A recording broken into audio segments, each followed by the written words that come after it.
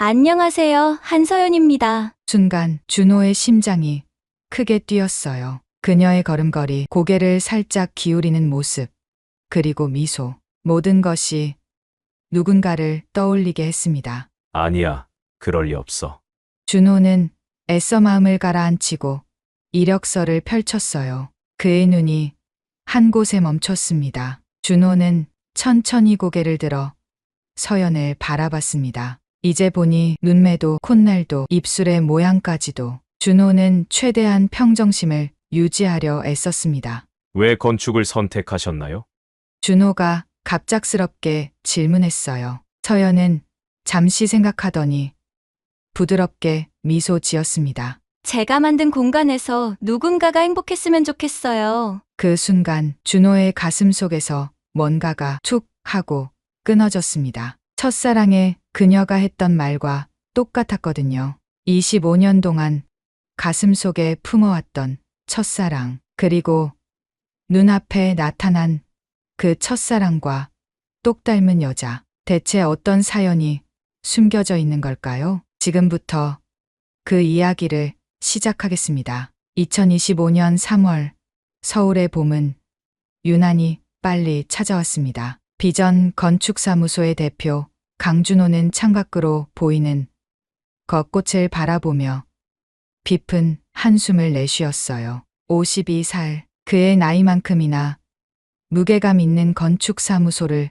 운영하고 있었죠. 하지만 마음 한구석에는 늘 채워지지 않는 빈자리가 있었습니다. 대표님, 면접 준비가 다 됐습니다. 최비서의 목소리에 준호는 현실로 돌아왔어요. 오늘은 특별한 날이었습니다. 비전 건축사무소 창립 25주년을 기념하는 대규모 공개 채용 면접 날이었죠.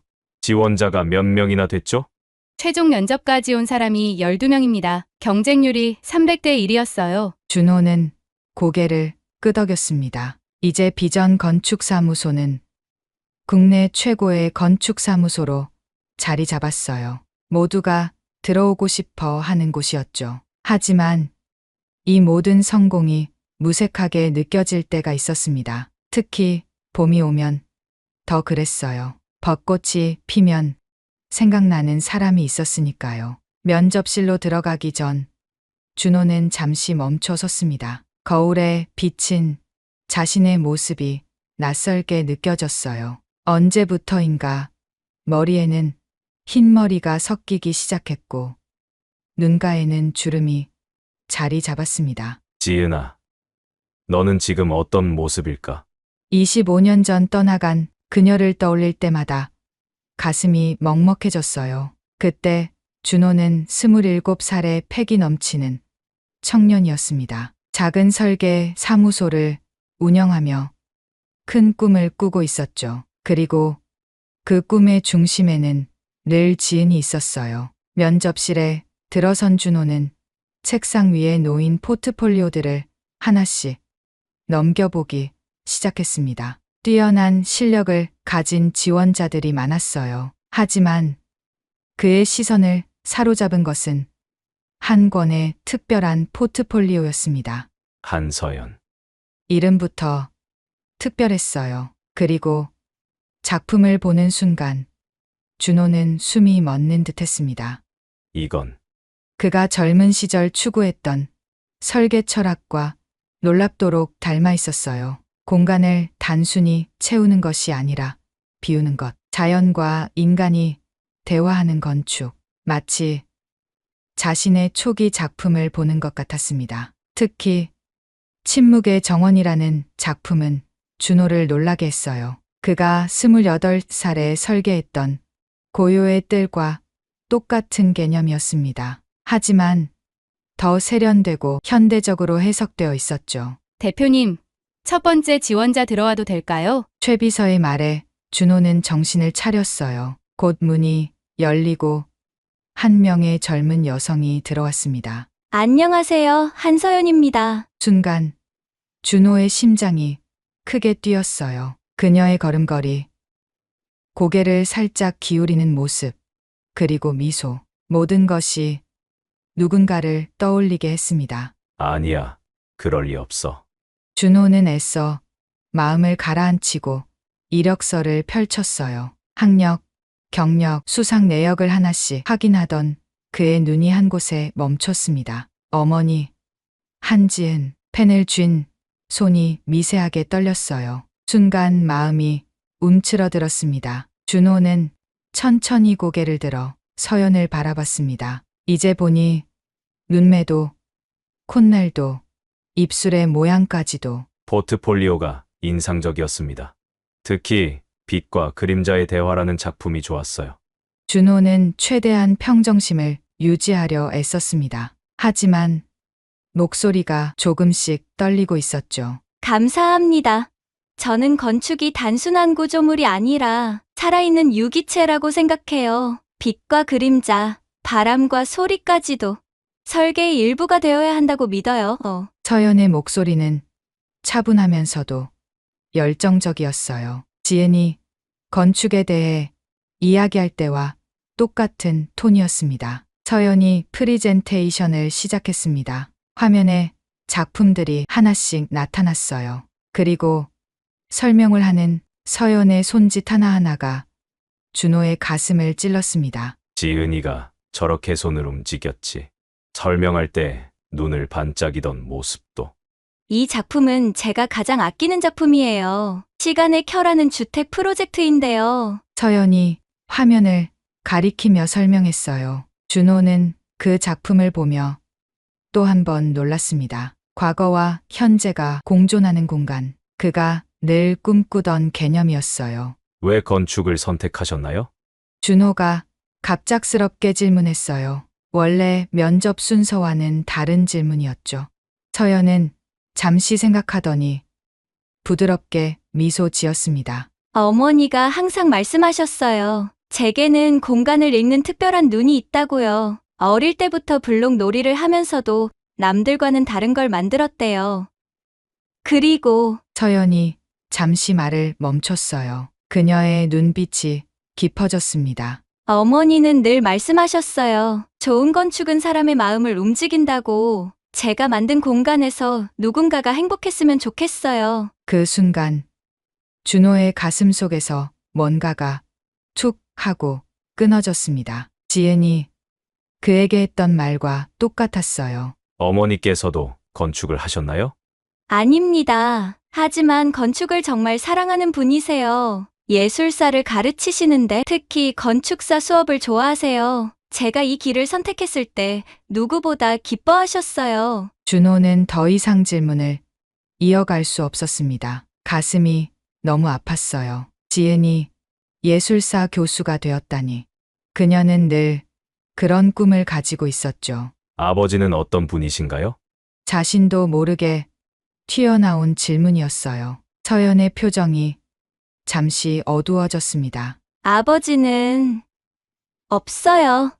어머니가 혼자 저를 키우셨어요. 준호의 손이 떨렸습니다. 제 안에서 뭔가가 와르르 무너져 내렸어요. 죄송합니다. 개인적인 질문을 했네요. 괜찮아요. 전 행복하게 자랐습니다. 어머니가 아버지 역할까지 다 해주셨거든요. 서연이 밝게 웃었지만 준호는 그 웃음 뒤에 숨겨진 그림자를 볼 수 있었어요. 오늘은 여기까지 하죠. 결과는 곧 연락드리겠습니다. 서연이 일어서며 인사했어요. 감사합니다. 꼭 좋은 결과가 있었으면 좋겠습니다. 비전 건축사무소는 제 꿈이었거든요. 서연이 나간 후 준호는 의자에 깊이 몸을 기댄 채 눈을 감았습니다. 25년이라는 시간이 한순간에 사라진 것 같았어요. 최비서, 네, 대표님. 한지은이라는 사람을 찾아봐 주세요. 지금 당장 예술대학 교수라고 했으니 찾기 어렵지 않을 거예요.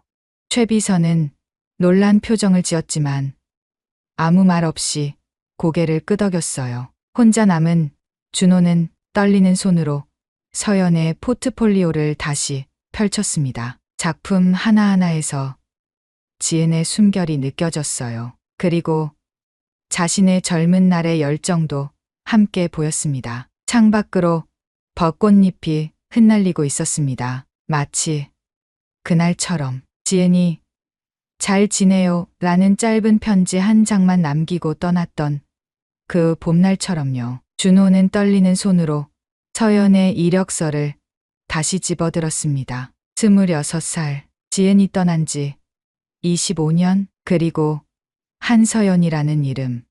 설마, 정말 설마. 하지만 마음 깊은 곳에서는 이미 알고 있었어요. 오늘 만난 한서연이 단순한 지원자가 아니라는 것을. 운명이 25년 만에 그에게 보낸 특별한 선물이라는 것을요. 그리고 동시에 두려움도 밀려왔습니다. 만약 정말 서연이 자신의 딸이라면 지은은 왜 말하지 않았을까? 왜 혼자서 그 모든 걸 감당했을까? 준호는 주먹을 꽉 쥐었어요. 이제는 알아야 했습니다. 진실이 무엇이든 마주해야 했어요. 면접이 끝난 그날 밤, 준호는 잠을 이룰 수 없었습니다. 서연의 얼굴이 자꾸만 떠올랐어요. 그리고 그 얼굴은 어느새 26살의 지은으로 바뀌어 있었죠. 준호는 침대에서 일어나 서재로 향했습니다. 책장 깊숙한 곳에서 낡은 앨범을 꺼냈어요. 25년 동안 한 번도 펼쳐보지 못했던 앨범이었습니다. 떨리는 손으로 첫 페이지를 열었어요. 그곳에는 젊은 날의 자신과 지은이 웃고 있었습니다. 정말 행복했었지. 1999년의 봄, 27살의 준호는 막 독립해서 작은 설계 사무소를 차렸어요. 그리고 대학 후배였던 지은과 사랑에 빠졌죠. 지은은 건축을 전공하지는 않았지만 누구보다 건축을 사랑하는 사람이었습니다. 준호 선배, 이 건물 정말 멋져요. 선배가 설계한 거예요? 아직 초안이야. 하지만 언젠가는 꼭 지어보고 싶어. 그럼 저도 그 건물에서 살고 싶어요. 선배랑 함께요. 지은의 해맑은 웃음이 아직도 귓가에 맴돌았어요. 그때 준호에게는 큰 꿈이 있었습니다. 국내 최고의 건축사무소를 만드는 것. 그리고 그 과정에서 지은의 아버지가 운영하는 한성건설을 인수합병하려는 계획을 세웠어요. 한성건설은 당시 재정난에 빠져 있었고 준호는 이를 기회로 삼았죠. 젊은 패기였을까요? 아니면 무모함이었을까요? 내가 감히 내 회사를 노린다고? 지은의 아버지 한 회장의 목소리는 차가웠습니다. 준호를 처음 만난 그날 한 회장의 눈빛은 얼음처럼 날카로웠어요. 저는 정당한 사업 제안을 드린 것뿐입니다. 정당하다고? 내 딸과 사귀면서 내 회사를 삼키려는 놈이 할 소리는 아니지.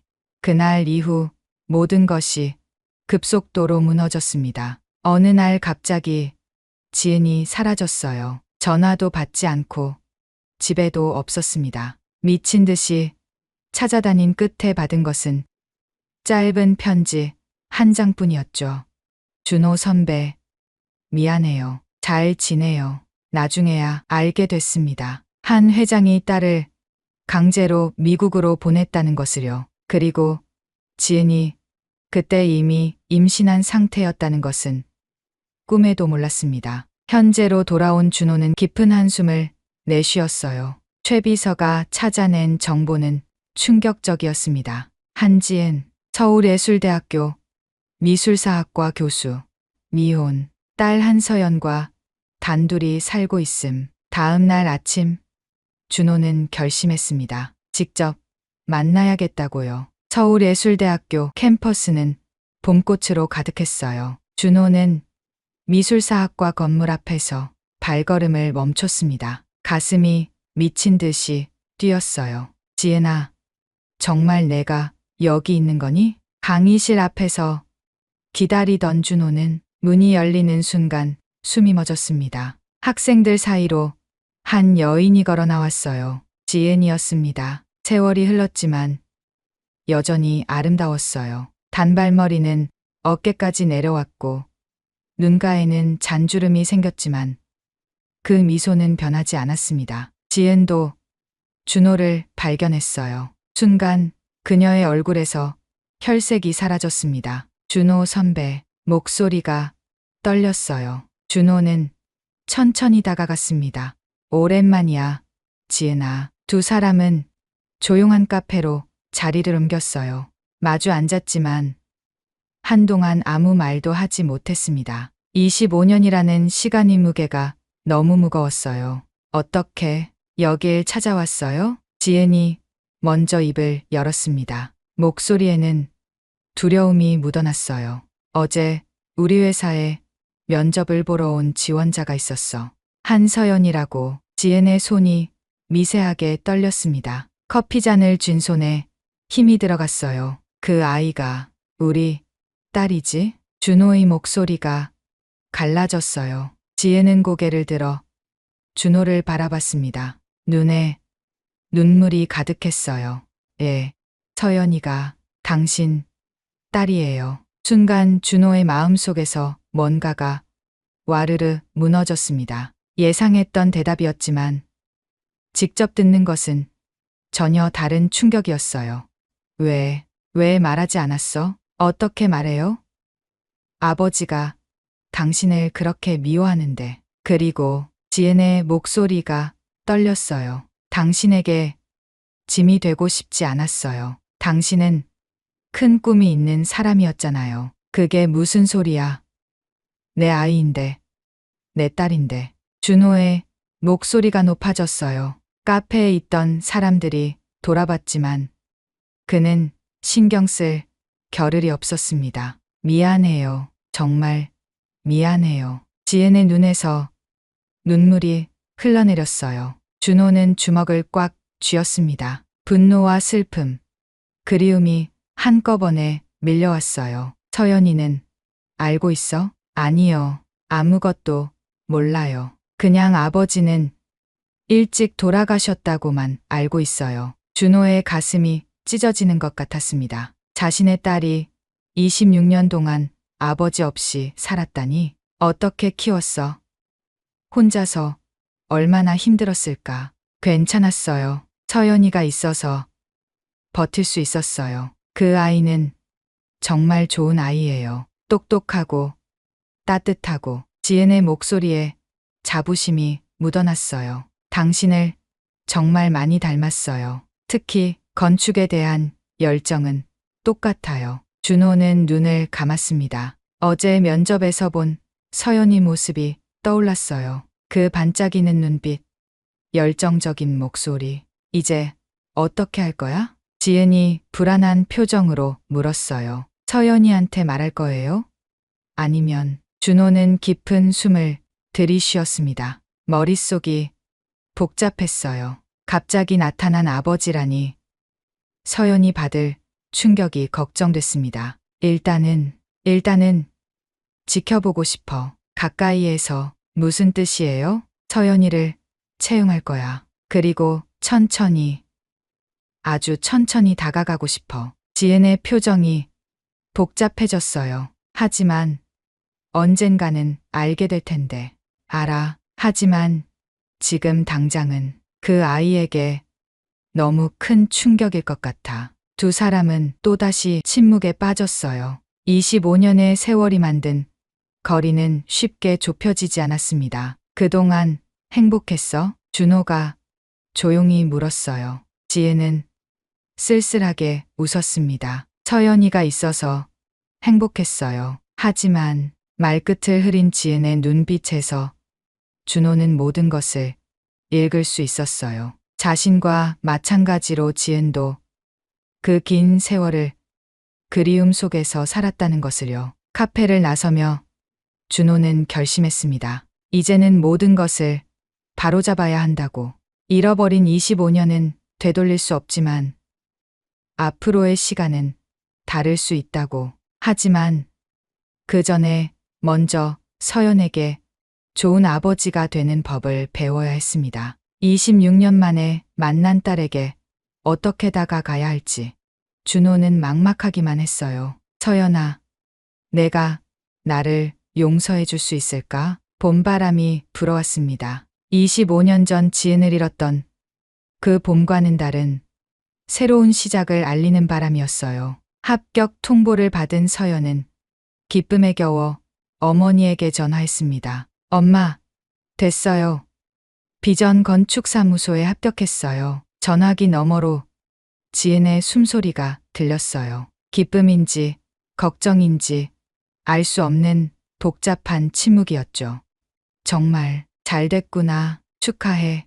서연아. 한편 준호는 사무실에서 최 비서와 마주 앉아 있었습니다. 한서연 씨를 디자인팀에 배치하되 제가 직접 관리하겠습니다. 단, 다른 직원들이 눈치채지 못하게 자연스럽게요. 최 비서는 의아한 표정을 지었지만 묻지 않았어요. 오랜 세월 준호를 보좌하며 때로는 침묵이 최선임을 알고 있었죠. 서연이 첫 출근한 날 비전 건축사무소는 비상이 걸려 있었습니다. 한강 리버사이드 복합문화 공간 프로젝트가 막다른 골목에 다다랐어요. 클라이언트는 계속해서 수정을 요구했고 팀원들은 지쳐가고 있었죠. 이번이 12번째 수정이에요. 도대체 뭘 원하는 건지. 선배 디자이너의 한숨 소리가 사무실에 퍼졌습니다. 서연은 조용히 도면을 살펴봤어요. 뭔가 근본적인 문제가 있다는 느낌이 들었죠. 회의실에서 준호는 팀원들을 바라보며 물었습니다. 다른 의견 있는 사람? 침묵이 흘렀어요. 그때 서연이 조심스럽게 손을 들었습니다.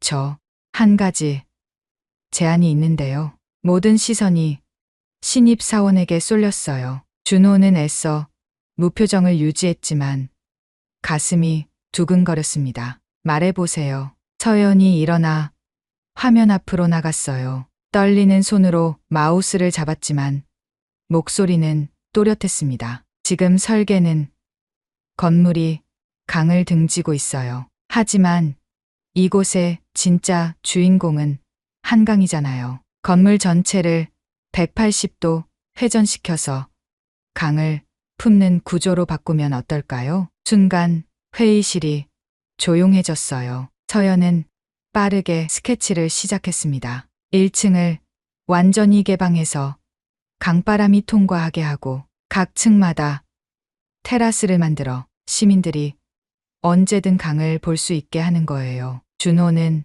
놀랐습니다. 이건 정확히 자신이 생각했던 해결책이었어요. 하지만 그보다 더 세련되고 과감했죠. 그리고 중앙 아트리움을 통해 빛이 지하까지 내려가도록 해서 서연의 설명이 계속될수록 팀원들의 표정이 밝아졌어요. 이거였습니다. 그들이 찾던 답이었어요. 훌륭해요. 준호가 말했습니다.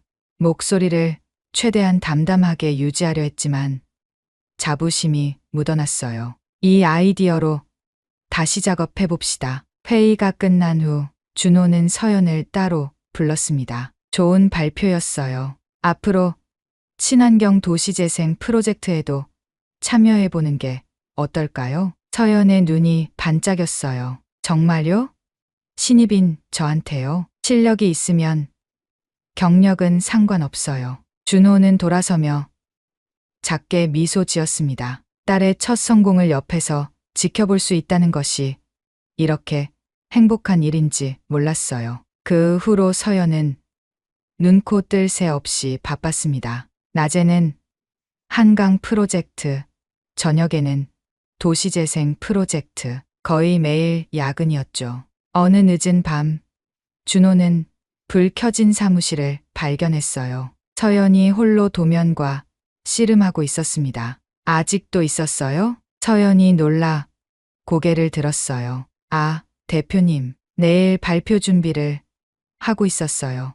준호는 서연 옆에 앉았습니다. 모니터에는 복잡한 도면이 가득했어요. 막히는 부분이 있나요? 이 부분인데요. 구조적으로는 문제 없는데 뭔가 조화롭지 않아요. 준호는 도면을 자세히 봤어요. 그리고 펜을 들어 몇 개의 선을 그었습니다. 때로는 더하는 것보다 빼는 것이 답일 때가 있어요. 이 기둥을 없애고 캔틸레버 구조로 바꿔보면 서연은 감탄하며 준호의 손놀림을 지켜봤어요. 간단한 수정인데 전체가 살아났습니다.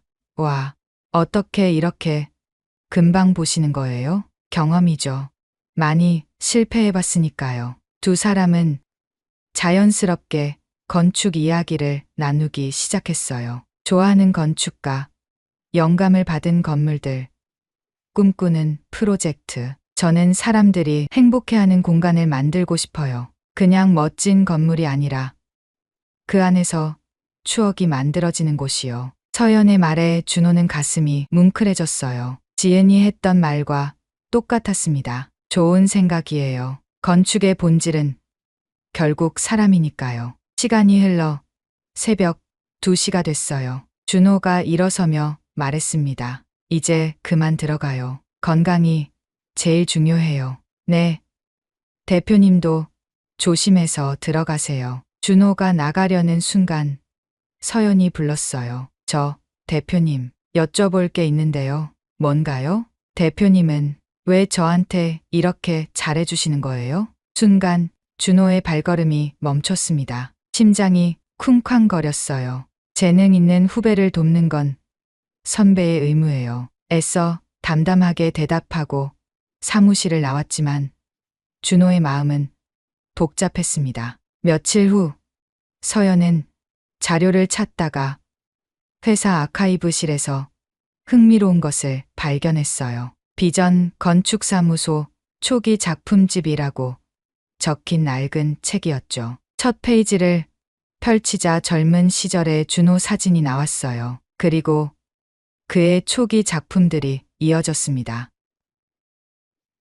이거. 서연은 눈을 비볐어요. 책에 실린 고요의 뜰이라는 작품이 자신이 학생 때 만든 침묵의 정원과 놀랍도록 비슷했습니다. 계속 페이지를 넘기자 더 놀라운 것들이 나왔어요. 자신이 추구하는 설계 철학, 공간에 대한 관점이 모두 이 책에 있었습니다. 이건 우연일까? 서연은 책을 덮고 깊은 생각에 빠졌어요. 왜 자신의 작품이 대표님의 초기 작품과 이렇게 닮았을까? 그리고 왜 대표님은 자신을 특별하게 대할까? 의문은 꼬리에 꼬리를 물었습니다. 하지만 답은 보이지 않았어요. 사무실로 돌아온 서연은 창밖을 바라봤습니다. 저 멀리 한강이 유유히 흐르고 있었어요. 엄마가 뭔가 숨기고 있는 건 아닐까? 처음으로 서연의 마음속에 의심의 씨앗이 심어졌습니다. 그리고 그 씨앗은 곧 진실을 향한 여정의 시작이 될 것이었어요. 의심의 씨앗은 빠르게 자라났습니다. 서연은 퇴근 후 집으로 돌아와 어머니와 마주 앉았어요. 지혜는 저녁을 준비하며 평소처럼 딸의 하루를 물었지만 오늘은 뭔가 달랐습니다. 엄마, 우리 대표님 아세요? 지은의 손이 멈췄어요. 접시를 놓는 손이 미세하게 떨렸죠. 왜 그런 걸 묻니? 대표님이 저를 보는 눈빛이 뭔가 남달라요. 마치 오래전부터 알던 사람을 보는 것 같아요. 지혜는 애써 미소를 지으며 고개를 저었습니다. 내가 예민한 거야. 대표님은 원래 직원들을 잘 챙기시는 분이라고 들었어. 하지만 서연은 어머니의 떨리는 목소리를 놓치지 않았어요. 뭔가 숨기고 있다는 확신이 들었습니다. 다음 날 서연은 다시 회사 아카이브실로 향했어요. 이번엔 더 오래된 자료들을 찾아봤습니다. 그리고 먼지 쌓인 신문 스크랩북에서 충격적인 기사를 발견했죠. 젊은 건축가 강준호, 한성건설, 인수합병 시도, 한 회장 강력 반발. 기사 날짜는 1999년 12월이었어요. 서연의 손이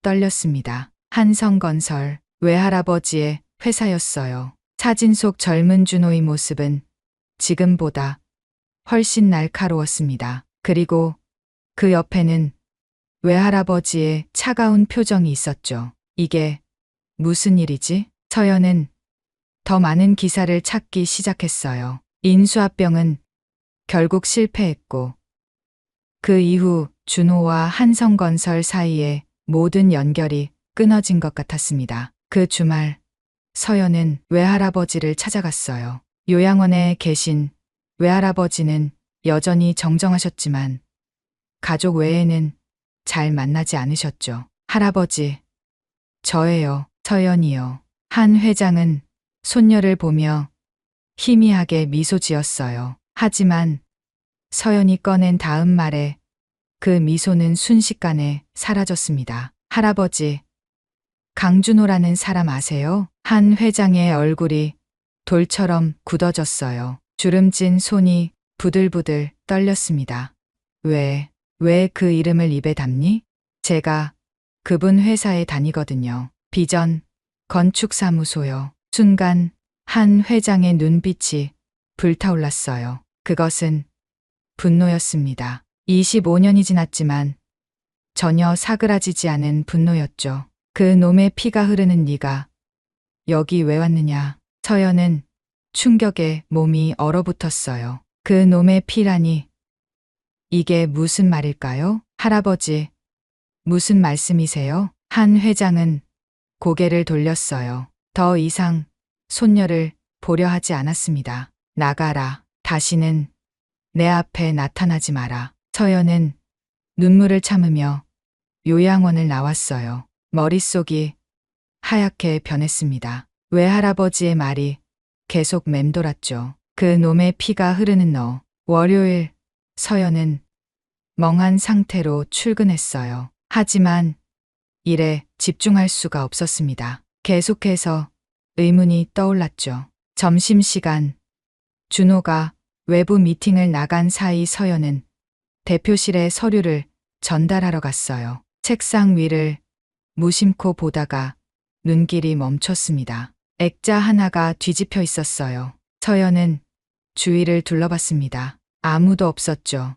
떨리는 손으로 액자를 들어 올렸어요. 그리고 숨이 멎었습니다. 사진 속에는 젊은 시절의 준호와 어머니가 환하게 웃고 있었어요. 두 사람은 손을 꼭 잡고 있었고 눈빛에는 사랑이 가득했습니다. 엄마와 대표님이 서연의 다리에 힘이 풀렸어요. 의자에 털썩 주저앉았습니다. 모든 퍼즐 조각이 맞춰지기 시작했어요. 대표님이 자신을 특별하게 대한 이유, 외할아버지의 분노, 어머니의 침묵, 그리고 그 놈의 피라는 말. 아니야, 그럴 리 없어. 서연은 고개를 저었지만 진실은 이미 마음속에서 형체를 갖추고 있었어요. 2달 후 한국건축대상 시상식이 열렸습니다. 서연은 놀랍게도 신인상 후보에 올랐어요. 한강리버사이드 프로젝트에서의 기여를 인정받은 것이었죠. 이번 신인상은 비전 건축사무소의 한서연 씨입니다. 박수 소리가 터져 나왔어요. 서연은 떨리는 다리로 무대에 올랐습니다. 객석에는 준호와 지은이 나란히 앉아 있었어요. 지은의 눈에는 눈물이 고여 있었고 준호는 누구보다 큰 박수를 보내고 있었죠. 먼저 이 자리에 올 수 있게 해주신 모든 분들께 감사드립니다. 서연의 목소리가 울렸어요. 특히 저를 이끌어주신 특별한 멘토가 계십니다. 그분은 제게 건축이 무엇인지, 공간에 생명을 불어넣는 법을 가르쳐 주셨어요. 서연은 준호를 바라봤습니다. 그 시선에는 말로 표현할 수 없는 복잡한 감정이 담겨 있었어요. 비록 그분이 누구인지 아직 완전히 알지는 못하지만 순간 준호의 표정이 굳어졌어요. 서연이 뭔가 눈치챘다는 걸 알아차린 것이었죠. 언젠가는 제대로 감사 인사를 드리고 싶습니다. 왜 저에게 그토록 많은 것을 주셨는지 그 이유를 알게 되는 날. 서연의 목소리가 떨렸어요. 지혜는 손수건으로 눈물을 닦았습니다. 시상식이 끝난 후 서연은 화장실에서 거울을 보며 자신의 얼굴을 살펴봤어요. 그리고 깨달았습니다. 자신의 눈매가, 코의 모양이, 웃을 때의 표정이 누군가와 닮았다는 것을 이제 알 것 같아요. 서연은 주먹을 꽉 쥐었어요. 이제는 진실과 마주할 때가 왔습니다. 더 이상 도망칠 수도, 모른 척할 수도 없었어요. 밖에서는 봄비가 내리기 시작했습니다. 26년 전 어머니가 떠났던 그 봄처럼 이번에도 봄은 큰 변화를 가져올 것 같았어요. 서연의 첫 개인전, 시간 속의 공간이 열리는 날이었습니다. 갤러리는 이른 아침부터 분주했어요. 서연은 떨리는 손으로 마지막 점검을 하고 있었죠.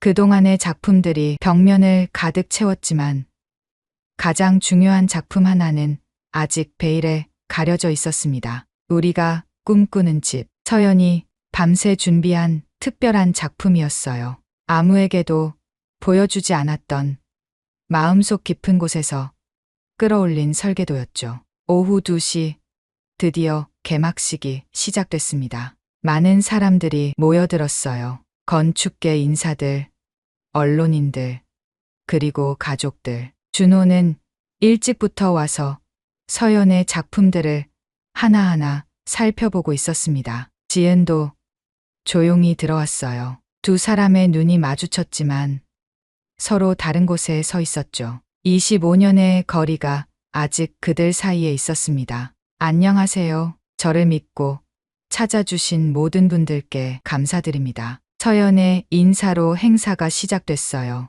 그녀는 작품 하나하나를 설명하며 갤러리를 돌았습니다. 이제 마지막 작품을 보여드리겠습니다. 서연이 베일을 걷었어요. 그 순간 준호의 얼굴에서 혈색이 사라졌습니다. 벽면에는 정교한 설계도가 걸려 있었어요. 한강이 보이는 언덕 위의 집, 거실의 큰 창, 아이들이 뛰놀 수 있는 정원, 그리고 2개의 서재. 이것은 25년 전 준호가 지은과 함께 그렸던 바로 그 집이었습니다. 이 작품의 제목은 우리가 꿈꾸는 집입니다. 서연의 목소리가 갤러리에 울렸어요. 어릴 때부터 저는 이상한 꿈을 꿨어요. 한 번도 가본 적 없는 집인데 너무나 선명하게 기억나는 집이었죠. 그래서 그 꿈을 설계도로 옮겨봤습니다. 준호의 다리가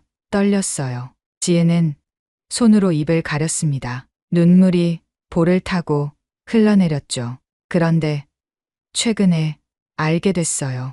이 집이 단순한 꿈이 아니었다는 것을요. 서연이 천천히 준호를 향해 걸어갔습니다. 갤러리가 조용해졌어요.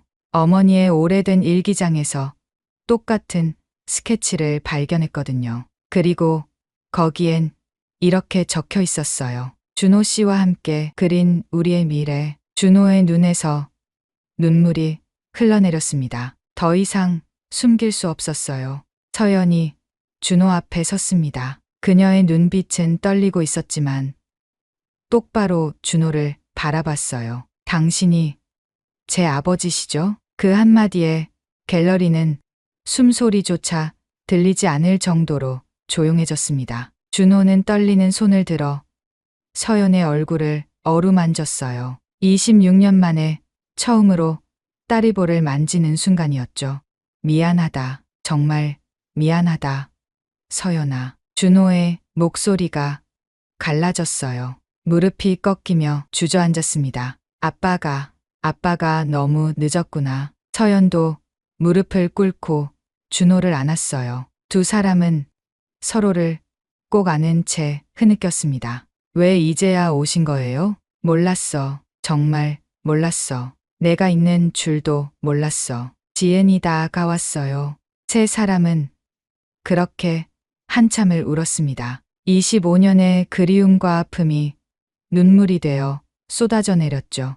갤러리에 있던 사람들도 눈시울이 붉어졌어요. 누군가는 조용히 자리를 떠났고 누군가는 박수를 보냈습니다. 할아버지도 오셨어요. 서연이 속삭였어요. 입구에는 휠체어를 탄 한 회장이 있었습니다. 그의 얼굴에도 눈물이 흐르고 있었죠. 준호가 일어나 한 회장에게 다가갔어요. 두 사람은 오랫동안 서로를 바라봤습니다. 죄송합니다, 아버님. 아니다. 내가 잘못했다. 한 회장의 떨리는 손이 준호의 손을 잡았어요. 너무 늦어서 미안하다. 내 딸과 손녀에게, 그리고 너에게도. 네 사람은 다시 한번 서로를 안았습니다. 25년 만에 완전한 화해였어요. 석 달 후 따뜻한 여름날이었습니다. 작은 정원에서 결혼식이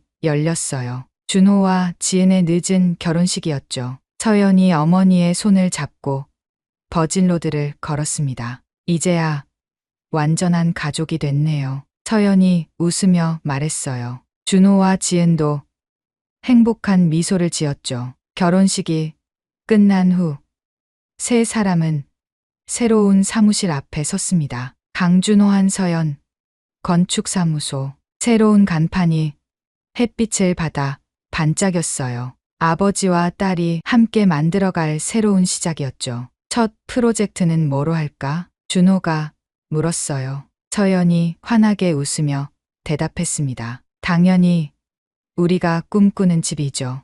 이번엔 정말로 지을 거예요. 세 사람은 사무실로 들어갔습니다. 창밖으로는 한강이 유유히 흐르고 있었어요. 25년 전 헤어졌던 봄과는 달리 이번 여름은 새로운 시작을 알리고 있었습니다. 때로는 긴 우회로를 돌아야만 진정한 행복에 도착할 수 있는 법이니까요. 그들의 이야기는 이제 막 시작됐습니다. 아버지와 딸이 함께 만들어갈 아름다운 건축물처럼 그들의 삶도 더욱 단단하고 아름답게 지어질 것이었어요. 재밌게 들으셨나요? 첫사랑의 그녀와의 재회, 그리고 그날을 똑 닮은 사랑스러운 딸. 25년이라는 길고 길었던 시간이 지나 행복을 되찾은 주인공의 모습에 감동이 있습니다. 여러분의 첫사랑의 기억은 어떠신가요? 다시 한번 그 시절, 그 사람을 추억해보는 시간이 되셨으면 좋겠습니다. 이 사연이 재밌고 감동이 되셨다면 구독과 좋아요 부탁드립니다. 앞으로 더 좋은 사연으로 찾아뵙겠습니다. 감사합니다. 뭐 하는 짓이죠? 넌 뭐야? 꺼져! 어머니의 어깨를 잡고 있던 남자가 소리쳤습니다. 내려놓으세요. 지금 당장. 남자는 코웃음을 쳤습니다. 수진의 시선이 어머니의 손에 멈췄습니다. 소매에 가려진 손목의 멍. 손을 댔군요. 장대성이 비웃듯 말했습니다. 뭐 어쩌겠다고? 그리곤 어머니의 팔을 더 세게 비틀었습니다. 순간 수진의 인내심이 끊어졌습니다. 도대체 어떤 사연이 있길래 이런 상황이 벌어지는 것일까요? 통쾌한 반전이 있습니다. 끝까지 함께 해주세요. 시작하겠습니다. 비행기 착륙 알림이 울리자 수진은 깊은 잠에서 깨어났습니다. 3주간의 중동 대테러 임무 후 몸은 피곤했지만 마음은 이미 서울 외곽의 작은 빌라에 도착해 있었습니다. 그곳에는 자신이 가장 사랑하는 사람, 어머니가 기다리고 있었으니까요. 강 상사, 고생 많았어. 팀장의 말에 수진은 미소로 답했습니다. 제13특수임무여단 흑표부대 강수진 상사는 이번 인질 구출 작전의 핵심 대원이었습니다. 그녀의 활약으로 모든 인질이 무사히 구출되었고 부대는 특별 휴가를 받았습니다. 집에 가면 뭐 먹을 거예요? 옆자리의 동료가 물었습니다. 어머니가 끓여주시는 미역국이요. 대답하는 순간 목이 메었습니다. 어머니의 미역국 맛이 혀끝에 선명하게 떠올랐습니다. 공항에서 버스를 타고 청솔빌라로 향하는 동안 수진은 창밖을 바라보며 어머니와의 추억에 잠겼습니다. 군인의 길을 택했을 때 어머니는 걱정했지만 항상 자신을 믿어주셨습니다. 우리 딸 무슨 일을 하든 최고가 될 거야. 어머니의 그 말이 수진을 지금의 자리에 있게 했습니다. 흑표부대 최초의 여성 상사라는 타이틀은 쉽게 얻은 것이 아니었습니다. 버스 좌석에 몸을 깊숙이 묻고 휴대폰을 꺼내 어머니에게 전화를 걸었습니다. 하지만 신호음만 길게 이어질 뿐이었습니다. 어머니는 청솔빌라 관리사무소에서 일하고 계셨는데 최근 들어 통화가 뜸해진 것이 마음에 걸렸습니다. 무슨 일이라도 있으신 걸까? 가슴이 조여들었습니다. 해외 임무 중에도 어머니와의 통화는 있지 않았는데 마지막 통화에서 어머니의 목소리가 평소와 달랐습니다. 무언가를 숨기는 듯한 톤이었죠. 괜찮으세요, 어머니? 그럼 우리 딸 걱정만 하면 돼. 그때 어머니의 목소리에 스며있던 불안이 이제야 선명하게 느껴졌습니다. 가슴 한 구석이 시리게 아파왔습니다. 버스가 청솔빌라 정류장에 도착했습니다. 수지는 군용 배낭을 메고 익숙한 길을 걸었습니다. 오후 햇살이 따스했지만 마음속 불안은 점점 커져갔습니다. 관리사무소에 들러 어머니를 먼저 만나야겠다고 생각했습니다. 관리사무소가 보이자 심장이 빠르게 뛰기 시작했습니다. 그리고 그 순간 유리창 너머로 보인 광경에 숨이 멎었습니다. 어머니가 두 남자에게 둘러싸여 있었습니다. 한 남자가 어머니의 어깨를 거칠게 잡고 있었고 다른 남자는 서류 뭉치를 흔들며 소리치고 있었습니다. 어머니의 얼굴은 창백했고 공포에 질려 있었습니다. 순간 수진의 온몸에 전류가 흐르는 듯했습니다. 특수부대원의 본능이 깨어났습니다. 배낭을 내려놓고 사무소 문을 벌컥 열었습니다. 뭐 하는 짓이죠? 목소리는 차갑고 단단했습니다. 얼음장 같은 시선으로 남자들을 쏘아보았습니다. 누구야? 꺼져! 어머니의 어깨를 잡고 있던 남자가 소리쳤습니다. 내려놓으세요! 지금, 당장! 수진의 말에 남자는 코웃음을 쳤습니다. 그 순간 수진의 눈에서 뭔가가 번쩍였습니다. 특수작전에서나 볼 수 있는 날카로운 빛이었습니다. 강미숙, 이게 당신 딸이야! 딸까지 끌어들여봐야 소용없어! 다음 주까지 해결 안 되면 더 심하게 줘야! 서류를 들고 있던 남자가 말했습니다. 그의 이름표에는 장대성이라고 적혀 있었습니다. 어머니, 무슨 일이에요? 수진이 물었습니다. 어머니는 입술을 깨물며 고개를 숙였습니다. 그 모습에 수진의 심장이 찢어지는 듯했습니다. 수진아, 괜찮아. 그냥 작은 오해일 뿐이야. 어머니의 떨리는 목소리, 그리고 소매에 가려진 손목의 멍. 수진의 시선이 그곳에 멈췄습니다. 손을 댔군요. 수진의 목소리가 위험하게 낮아졌습니다. 공기 중에 긴장감이 팽팽하게 감돌았습니다. 장대성이 비웃듯 말했습니다. 뭐 어쩌겠다고? 저기서 말버릇 쳐봤자 소용없어! 한성부동산이 누군지 알아? 그 말을 끝으로 장대성이 어머니의 팔을 더 세게 비틀었습니다. 순간 수진의 인내심이 끊어졌습니다. 3초, 그것이 전부였습니다. 수진은 번개 같은 속도로 장대성에게 다가가 그의 손목을 정확히 꺾었습니다. 뼈가 부러지는 소리와 함께 장대성의 비명이 터져나왔습니다. 다른 남자가 주먹을 들었지만 그의 팔은 이미 수진의 소나귀에 있었습니다. 순식간에 그는 바닥에 쓰러졌습니다. 으아! 이 미친! 장대성이 고통에 몸부림치며 울부짖었습니다. 다시 한번 어머니께 손대면 다음엔 손목만으로 끝나지 않을 겁니다. 수진의 목소리는 평온했지만 그 안에 담긴 살기는 실제였습니다. 특수부대에서 단련된 냉철함이었습니다. 장대성과 그의 부하는 겁에 질려 비틀거리며 밖으로 도망쳤습니다. 안 끝났어! 두고 봐! 사무실에 고요함이 내려앉았습니다. 수진은 어머니에게 다가가 조심스럽게 안았습니다. 어머니, 대체 무슨 일이에요? 어머니의 눈에서 눈물이 흘러내렸습니다.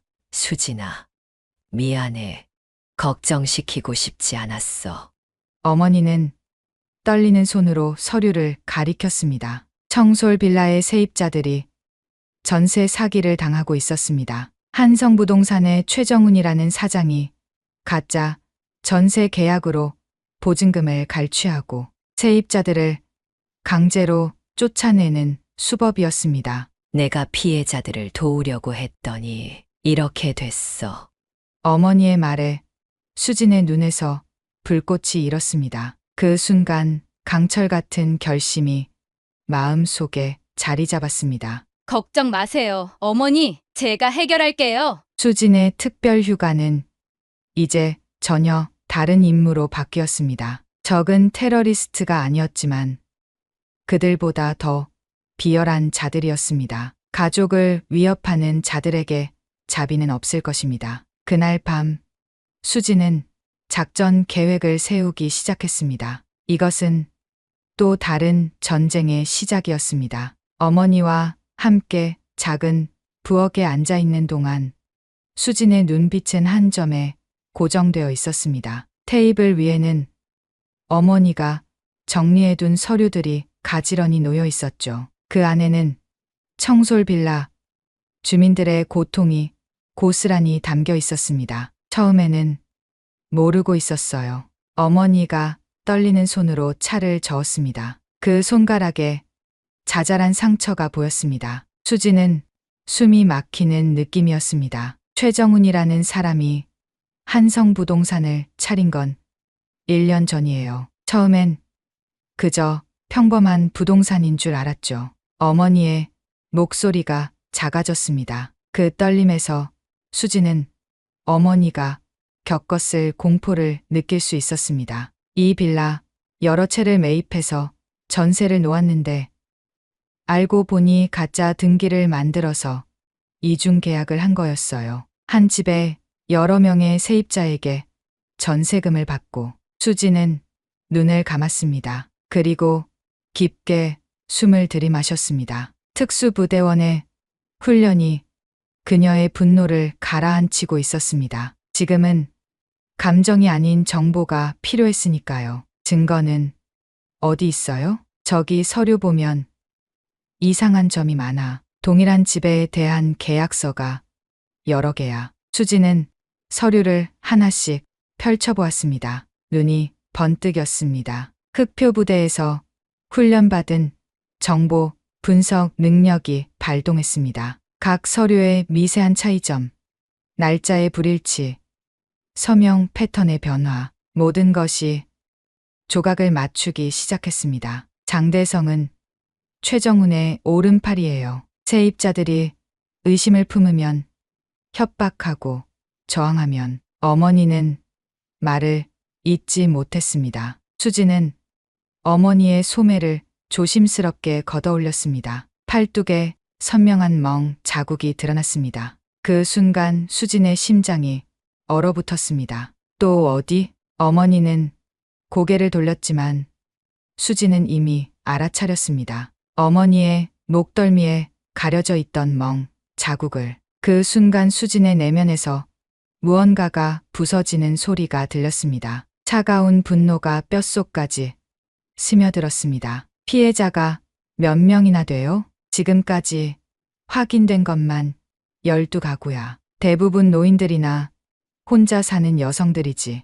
약한 사람들만 골라서. 수진의 눈이 번쩍였습니다. 약자를 노리는 자들. 특수부대원으로서 그녀가 가장 경멸하는 대상이었습니다. 계획이 있어요. 수진은 일어나 배낭에서 작은 노트북을 꺼냈습니다. 흑표부대에서 사용하던 장비였습니다. 임무용이었지만 지금은 새로운 전쟁을 위한 무기가 되었죠. 정보전이 먼저예요. 적을 알아야 합니다. 그날 밤부터 수진의 은밀한 작전이 시작되었습니다. 첫 단계는 빌라의 CCTV 영상을 확보하는 것이었습니다. 관리사무소의 열쇠를 가진 어머니 덕분에 쉽게 접근할 수 있었죠. 컴퓨터 화면 앞에 앉아 영상을 분석하는 수진의 눈빛은 냉철했습니다. 장대성과 그의 부하들이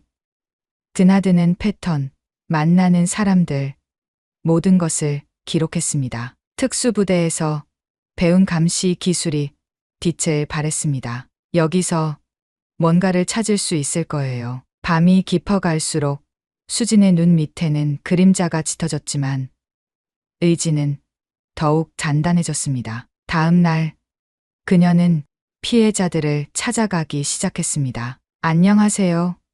저는 강미숙의 딸입니다. 조심스럽게 문을 두드리고 만난 노인은 처음에는 경계했습니다. 그러나 수진의 진심, 어린 눈빛에 마음을 열었죠. 그 악덕, 부동산 때문에 내 전 재산이 날아갔어. 이제 갈 곳이 없어. 눈물을 흘리는 노인의 이야기를 들으며 수진의 가슴이 조여들었습니다. 한 집, 한 집 찾아가며 들은 이야기는 모두 비슷했습니다. 거짓 계약, 협박, 폭력, 증언을 녹음하면서 수진의 결심은 더욱 굳어졌습니다. 세 번째 날 밤, 수진은 가장 위험한 작전을 실행했습니다. 한성부동산 사무실 침투였습니다. 군복 대신 검은 옷을 입고 얼굴에는 가벼운 위장을 했습니다. 어머니, 걱정하지 마세요.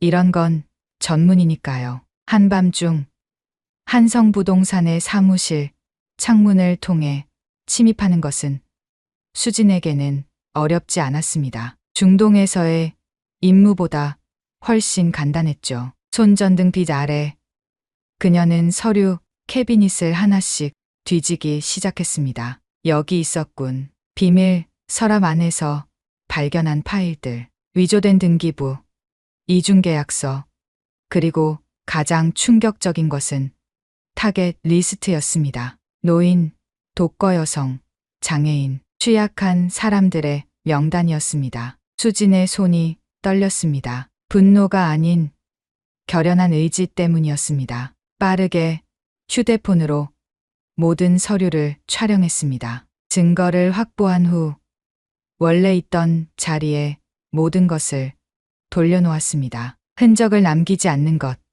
그것이 특수부대원의 기본이었으니까요. 다섯 번째 날, 수진은 장대성의 동선을 추적하기 시작했습니다. 그를 미행하는 것은 어렵지 않았습니다. 민간인의 눈에는 그녀가 보이지도 않았으니까요. 결국 본체를 만나는군요. 장대성이 도심의 고급 레스토랑에 들어가는 것을 지켜보았습니다. 잠시 후 고급 양복을 입은 남자가 나타났습니다. 최정훈이었습니다. 수진은 망원 카메라로 그들의 만남을 촬영했습니다. 입술 읽기 기술을 활용해 대화 내용까지 파악했죠. 다음 주까지 그 노인네들 모두 쫓아내 새 계약자들이 들어올 거야. 최정훈의 냉혹한 지시에 수진의 손에 힘이 들어갔습니다. 카메라가 삐걱거렸습니다. 일주일 동안의 조사 끝에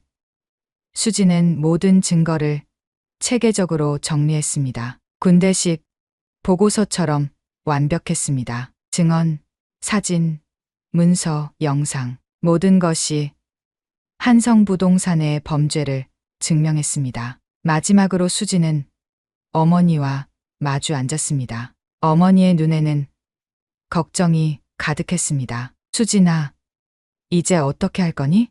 수진은 어머니의 손을 부드럽게 잡았습니다. 그러나 그녀의 눈빛은 강철처럼 단단했습니다. 어머니, 제가 조사한 걸 보여드릴게요. 노트북을 펼치자 모든 증거가 화면에 나타났습니다. 어머니의 눈이 커졌습니다. 이걸 어떻게 다, 제 직업이 이런 거잖아요. 그 순간 어머니의 전화가 울렸습니다. 화면에는 장대성이라는 이름이 떴습니다. 수진과 어머니의 시선이 마주쳤습니다. 받으세요. 제가 옆에 있을게요. 어머니가 떨리는 손으로 전화를 받았습니다. 스피커폰으로 설정된 전화기에서 장대성의 거친 목소리가 흘러나왔습니다. 강미숙, 내일 오후 2시 최 사장님이 직접 만나자고 하셨어. 안 오면 알지?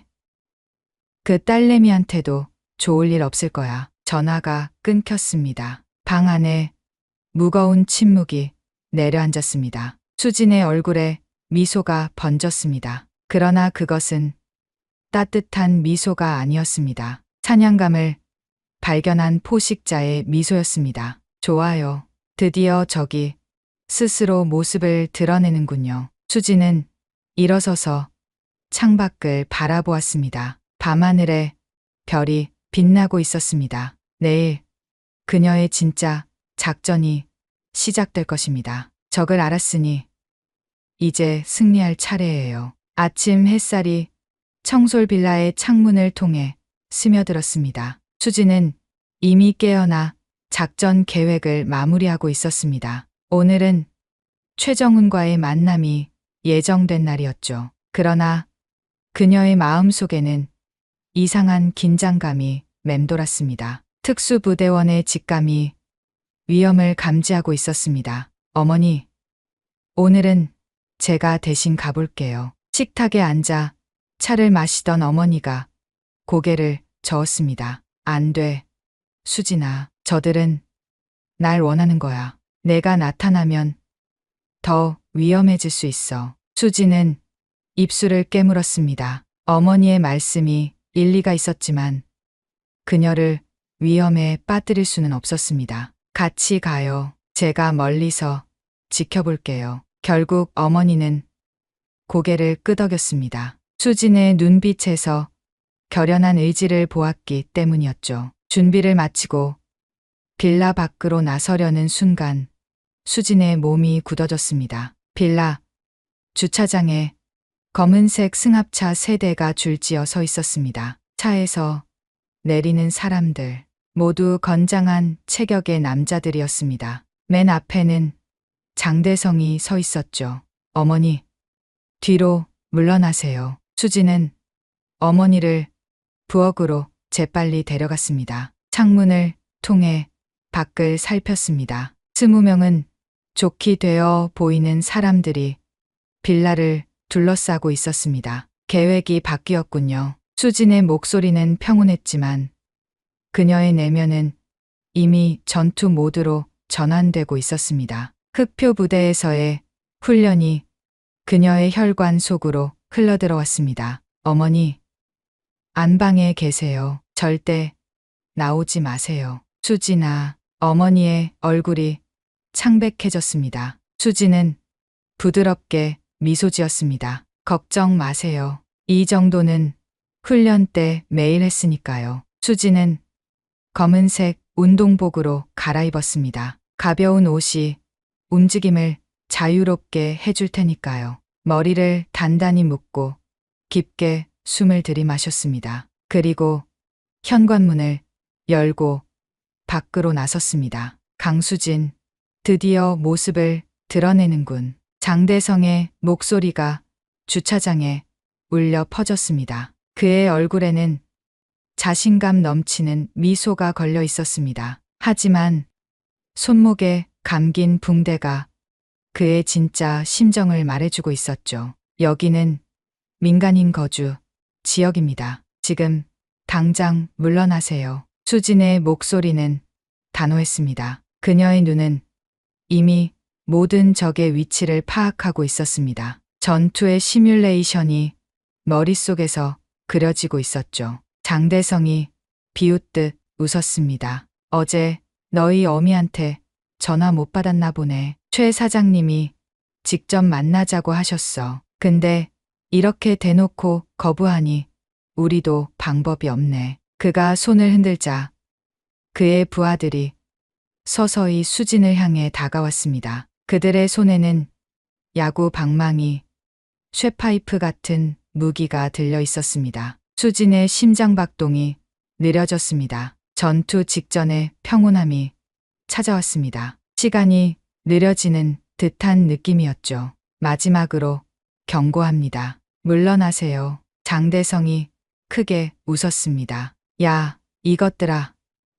저 계집 하나 잡아. 첫 번째 남자가 달려들었습니다. 수지는 움직이지 않았습니다. 남자의 야구 방망이가 그녀의 머리를 향해 내리쳐졌습니다. 그 순간 수진이 사라졌습니다. 아니, 너무 빨라서 보이지 않았던 것뿐이었죠. 으악, 방망이를 든 남자가 바닥에 쓰러졌습니다. 수진은 이미 다음 적을 향해 움직이고 있었습니다. 그녀의 동작은 물 흐르듯 자연스러우면서도 치명적이었습니다. 특수부대의 격투 기술이 민간인들에게는 압도적이었습니다. 두 번째, 세 번째 남자가 쓰러졌습니다. 수진의 얼굴에는 어떤 감정도 없었습니다. 그저 임무를 수행할 뿐이었죠. 뭐야?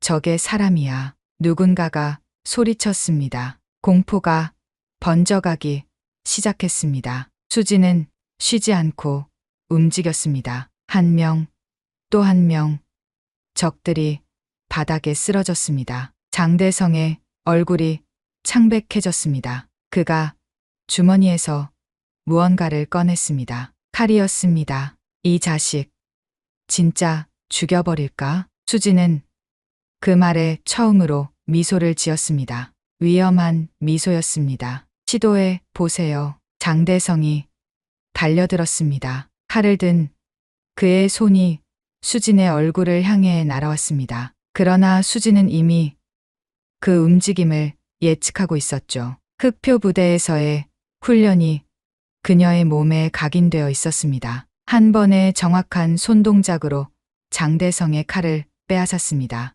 그리고 그의 다리를 강하게 걷어찼습니다. 뼈가 부러지는 소리가 들렸습니다. 아악! 장대성이 바닥에 쓰러졌습니다. 그의 비명이 주차장을 가득 채웠습니다. 남은 부하들이 공포에 질려 달아났습니다. 수지는 쓰러진 장대성 위에 서서 내려다보았습니다. 그의 눈에는 공포가 가득했습니다. 최정훈에게 전해 다시는 이 빌라에 얼씬도 하지 말라고. 그 순간 수진의 휴대폰이 울렸습니다. 이상한 번호였습니다. 그녀는 전화를 받았습니다. 강수진 상사?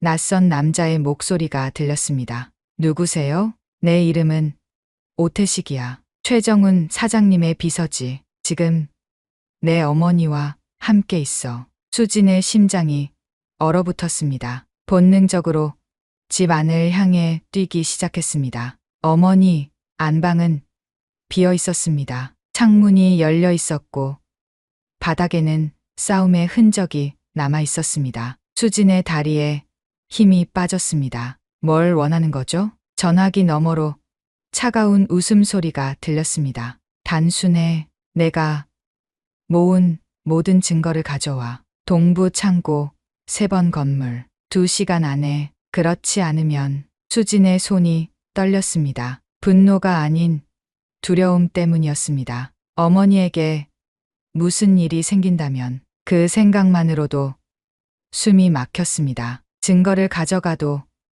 어머니를 풀어줄 거란 보장이 없잖아요. 보장? 그런 건 없지. 하지만 선택권이 있나? 시간은 흐르고 있어.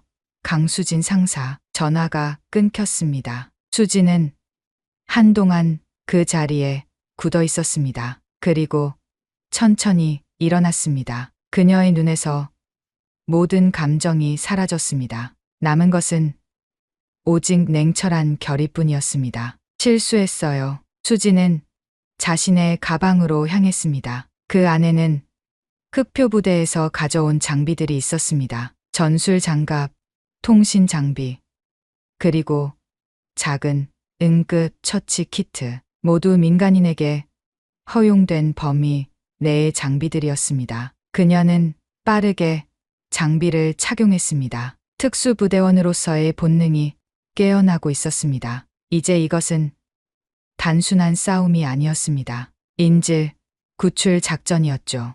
오태식. 수지는 노트북을 켜고 빠르게 정보를 검색했습니다. 수집한 자료 중에는 오태식에 관한 정보도 있었습니다. 전과, 삼범, 폭행, 협박, 공갈, 최정훈의 더러운 일을 처리하는 오른팔이었습니다. 동부 창고, 지도를 펼쳐 위치를 확인했습니다. 도시 외곽에 버려진 공업 단지였습니다. 고립된 장소, 완벽한 함정이었죠. 수지는 잠시 생각에 잠겼습니다. 그리고 결심했습니다. 증거는 가져가되 복사본을 만들어 두 곳에 보관해야 했습니다. 그녀는 빠르게 모든 자료를 USB에 복사했습니다. 하나는 신뢰할 수 있는 동료에게 보내고 다른 하나는 특수한 장소에 숨겼습니다. 그리고 마지막으로 수지는 익명의 전화를 걸었습니다. 경찰서입니다. 동부 창고 3번 건물에서 2시간 후에 무언가 일어날 겁니다. 확인해 보세요. 전화를 끊고 수지는 깊게 숨을 들이마셨습니다. 이제 모든 준비가 끝났습니다. 그녀는 집을 나서며 마음속으로 다짐했습니다. 어머니, 꼭 구해드릴게요. 동부 창고로 향하는 택시 안에서 수지는 눈을 감았습니다. 머릿속에서는 이미 작전이 시작되고 있었습니다. 30명의 적을 상대할 준비가 되어 있었습니다. 이것은 그녀가 흑표부대에서 훈련받은 모든 것을 시험하는 순간이 될 것입니다. 택시가 도시를 빠져나가는 동안 하늘에는 검은 구름이 모여들기 시작했습니다. 폭풍이 오고 있었습니다. 동부 창고 근처에 도착한 수지는 택시에서 내려 주변을 살폈습니다. 버려진 공장 지대, 녹슨 철문들, 깨진 유리창들.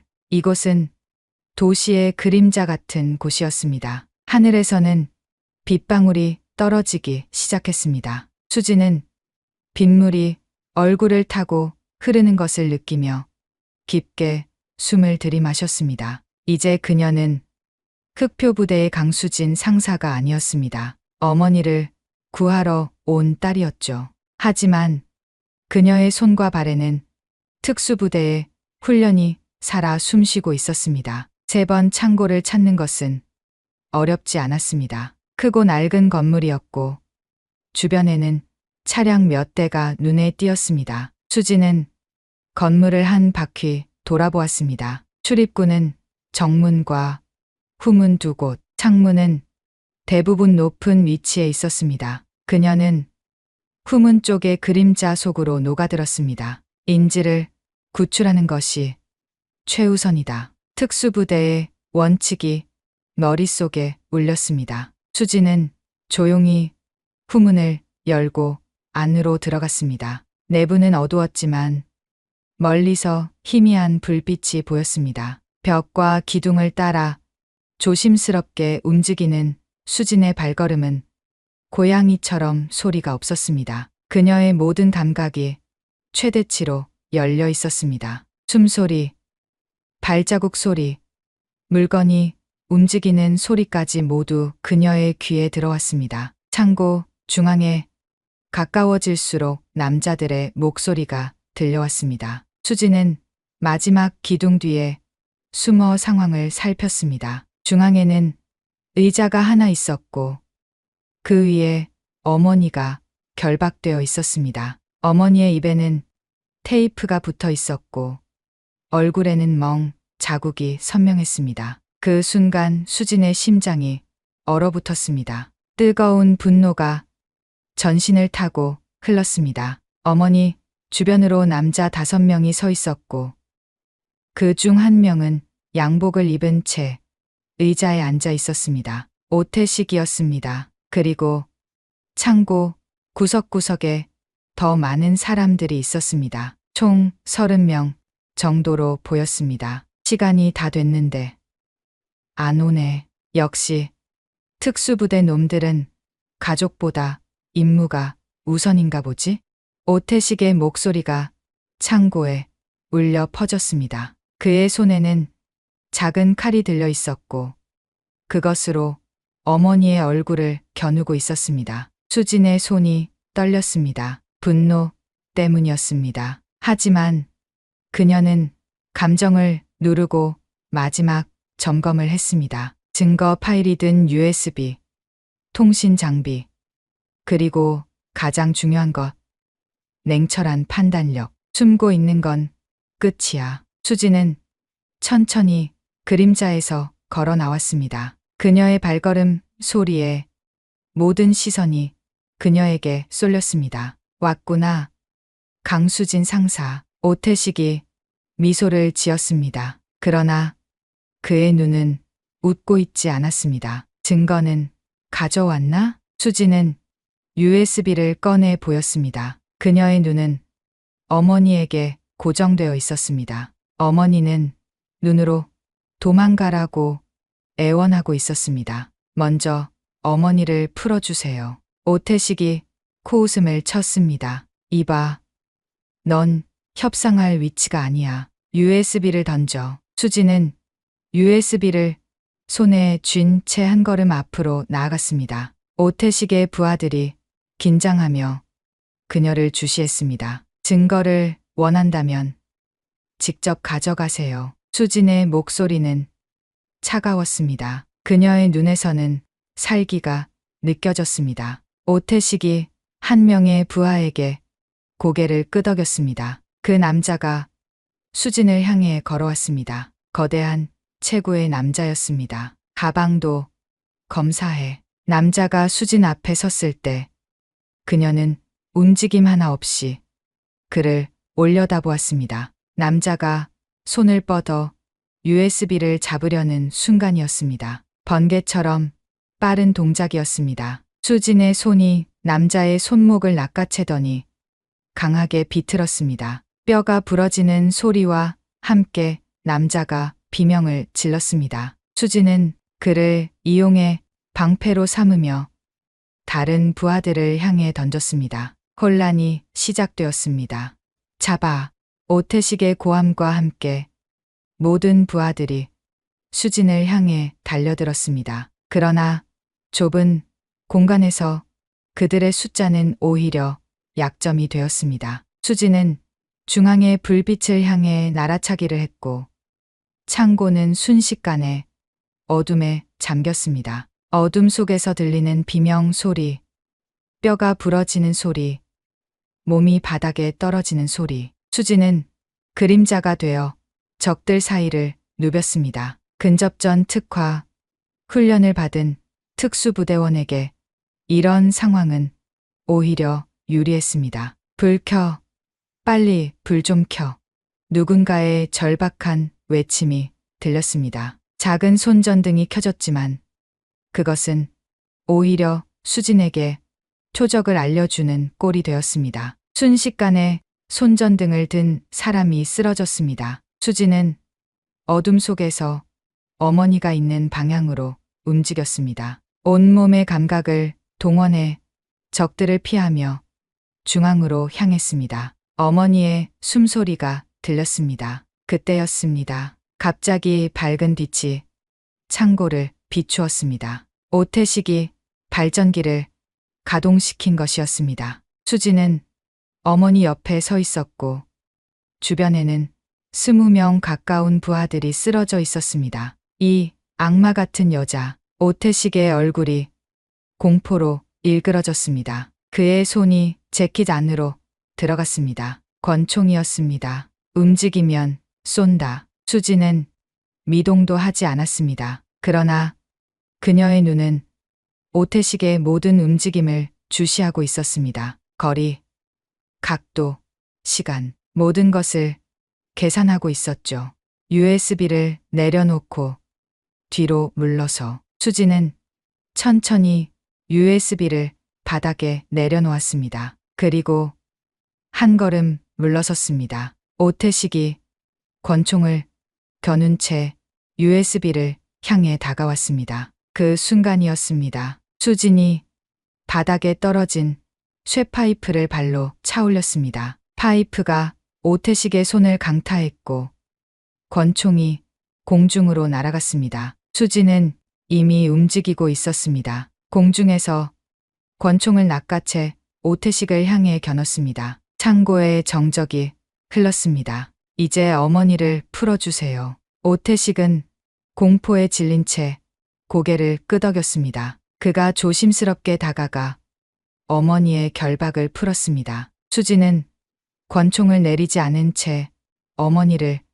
자신의 뒤로 보냈습니다. 어머니, 괜찮으세요? 어머니는 고개를 끄덕였습니다. 그녀의 눈에는 눈물이 고여 있었습니다. 수진아, 미안해. 수진의 가슴이 아팠습니다. 어머니에게 상처를 입힌 자들에 대한 분노가 다시 치솟았지만 그녀는 감정을 억눌렀습니다. 오태식 씨, 수진의 목소리가 창고에 울렸습니다. 최정훈에게 전해주세요. 이것으로 끝이 아니라고. 모든 증거는 이미 안전한 곳에 보관되어 있어요. 당신들이 지금 어떤 짓을 했는지 세상이 곧 알게 될 거예요. 그 순간 창고 밖에서 사이렌 소리가 들려왔습니다. 경찰이었습니다. 수진이 미리 신고해둔 덕분이었죠. 어머니, 이제 괜찮아요. 수진은 어머니를 부축하며 창고 입구로 향했습니다. 오태식은 그 자리에 굳어 있었습니다. 경찰들이 창고로 들이닥쳤습니다. 상황을 파악한 그들은 즉시 오태식과 그의 부하들을 체포하기 시작했습니다. 한 경찰관이 수진에게 다가왔습니다. 무슨 일이 있었던 겁니까? 수진은 권총을 바닥에 내려놓았습니다. 납치와 폭행이요. 이분은 제 어머니입니다. 저는 강수진 상사 제13특수임무여단 소속입니다. 경찰관의 눈이 커졌습니다. 군인이 관련된 사건이라니. 그는 급히 상관에게 보고했습니다. 수진은 구급대원들에게 어머니를 맡기고 경찰관들에게 상황을 설명했습니다. 물론 모든 것을 말할 수는 없었습니다. 증거의 복사본에 대해서는 언급하지 않았죠. 경찰서로 이동하는 동안 수진은 자신의 부대 지휘관에게 연락했습니다. 상황을 간략히 설명하자 지휘관은 즉시 군 법무실에 연락하겠다고 약속했습니다. 군인으로서 민간인에게 무력을 행사한 것은 문제가 될 수 있습니다. 하지만 정당방위와 인질 구출 상황이었다는 점을 고려하면 수진은 경찰서에 도착해 조사를 받았습니다. 그녀는 모든 질문에 정확히 답했습니다. 단, 증거 파일의 복사본에 대해서는 끝까지 침묵했습니다. 그것은 그녀의 마지막 보험이었으니까요. 밤이 깊어갈 무렵 군 법무관이 경찰서에 도착했습니다. 수진을 위한 법적 지원이 시작된 것이었습니다. 흑표부대의 이름은 때로는 방패가 되기도 했습니다. 병원에 입원한 어머니의 병실에서 수진은 어머니의 손을 잡고 있었습니다. 어머니의 얼굴에는 멍이 들어 있었지만 그녀의 눈에는 평온함이 깃들어 있었습니다. 우리 딸이 이렇게 강한 줄 몰랐어. 수진은 미소를 지었습니다. 어머니가 저를 강하게 키우셨잖아요. 창밖으로 비가 내리고 있었습니다. 그러나 수진의 마음에는 이미 새로운 날의 햇살이 비치고 있었습니다. 이것으로 끝이 아니었습니다. 진짜 정의는 이제부터 시작될 것입니다. 서울중앙지방법원의 법정은 사람들로 가득 찼습니다. 언론사 기자들, 전세 사기 피해자들, 그리고 호기심 많은 시민들까지 모두가 이 특별한 재판의 결과를 기다리고 있었습니다. 수진은 피고인석에 앉아 있었지만 그녀의 표정은 담담했습니다. 군복 대신 단정한 정장을 입은 그녀의 옆에는 군 법무관이 앉아 있었습니다. 법정 맞은편에는 구속 상태로 재판을 받고 있는 오태식과 그의 부하들이 있었습니다. 그리고 방청석 가장 앞줄에는 어머니가 앉아 있었습니다. 재판을 시작하겠습니다. 판사의 선언과 함께 긴장감이 법정을 감쌌습니다. 수지는 깊게 숨을 들이마셨습니다. 지난 한 달간의 법적 공방이 마침내 결실을 맺는 순간이었습니다. 검사가 일어섰습니다. 강수진 피고인은 특수부대원의 기술을 이용해 민간인 30여 명에게 상해를 입혔습니다. 그러나 검사의 목소리에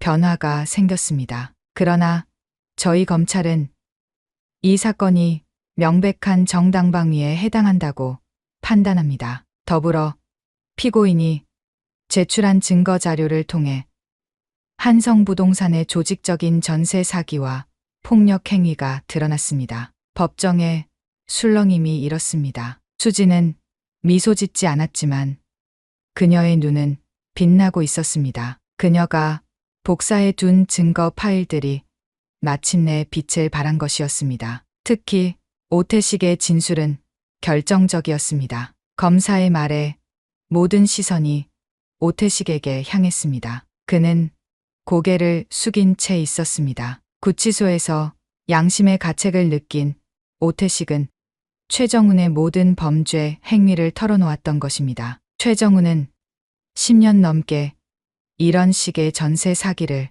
저질러 왔습니다. 그의 지시로 저희는 노인들과 혼자 사는 여성들을 주로 노렸습니다. 오태식의 증언 녹취가 법정에 울려 퍼졌습니다. 그의 떨리는 목소리에는 후회가 묻어 있었습니다. 강미숙 씨는 우리의 수법을 눈치채고 세입자들을 돕기 시작했습니다. 그래서 최 사장이 그녀를 겁주라고 지시했어요. 그리고 방청석에서 훌쩍이는 소리가 들렸습니다. 피해자들의 눈에서 눈물이 흘러내리고 있었습니다. 수지는 손을 꽉 쥐었습니다. 가슴 속에서 뜨거운 감정이 솟구쳤습니다. 판사가 말했습니다. 법원은 강수진 피고인에 대해 정당방위를 인정하여 무죄를 선고합니다. 법정이 환호성으로 가득 찼습니다. 수진의 눈에서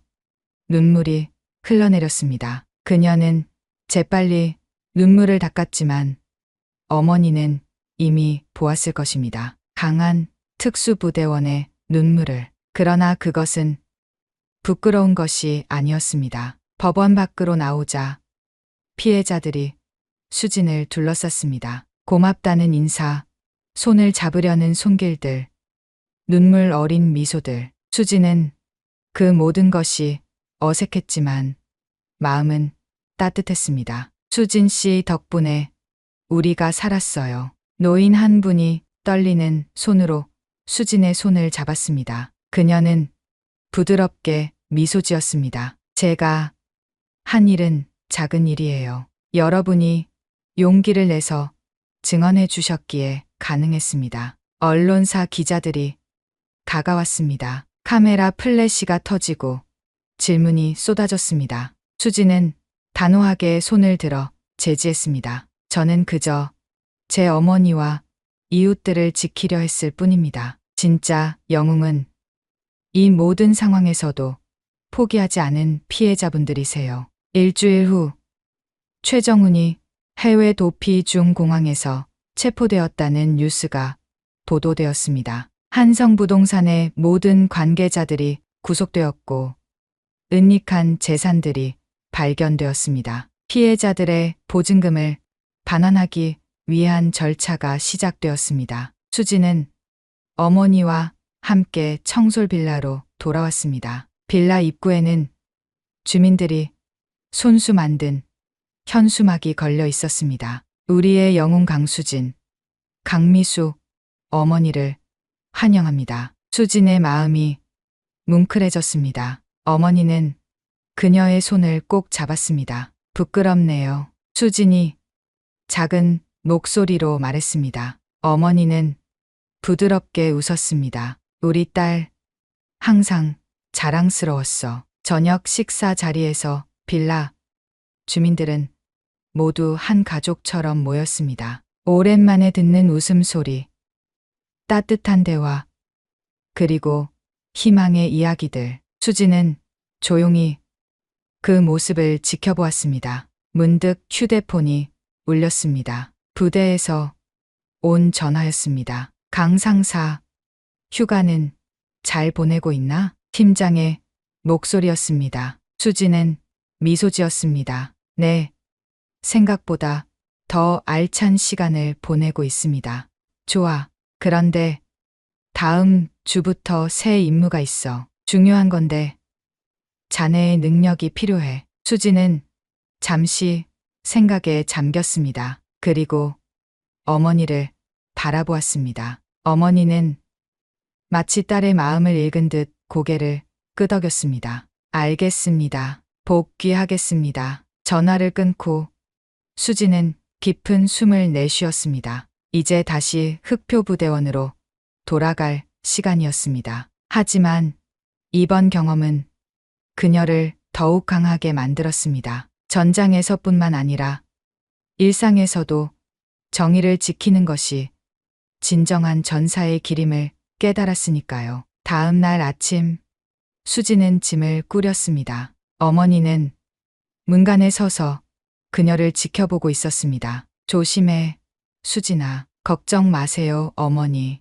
곧 다시 돌아올게요. 수지는 어머니를 꼭 안았습니다. 그리고 귓속말로 덧붙였습니다. 그리고 이번엔 정말로 미역국만 먹으러 올게요. 두 사람은 서로를 바라보며 웃었습니다. 웃음 속에는 지난 고통과 승리, 그리고 새로운 시작에 대한 희망이 담겨 있었습니다. 청솔 빌라를 떠나는 버스 안에서 수지는 창밖을 바라보았습니다. 빌라 주민들이 손을 흔들고 있었습니다. 어머니의 모습도 보였습니다. 그녀의 가슴 속에 따뜻한 기운이 번졌습니다. 흑표부대 강수진 상사는 이제 더 강한 전사가 되었습니다. 단순히 총과 칼을 다루는 기술만이 아니라 가족과 이웃을 지키는 용기와 정의를 실천하는 힘을 갖게 되었으니까요.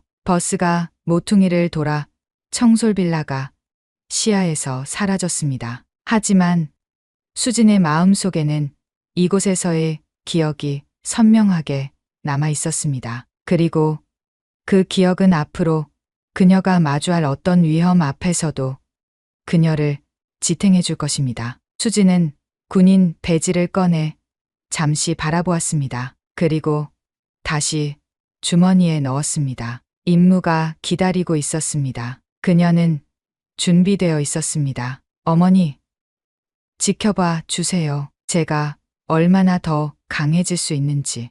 그녀의 속삭임은 버스 창문을 타고 흩어졌지만 그 결심은 더욱 단단해졌습니다. 이것이 진정한 승리였습니다. 정의의 승리, 그리고 강수진이라는 한 전사의 새로운 시작이었습니다. 불의에 맞서는 여군인의 모습이 어떠셨나요? 불의가 너무 많이 보이는 요즘, 우리에게도 용기가 필요해 보입니다. 이 이야기가 재밌고 마음이 울리셨다면 구독과 좋아요 부탁드립니다. 다음에 더 좋은 사연으로 찾아뵙겠습니다. 감사합니다.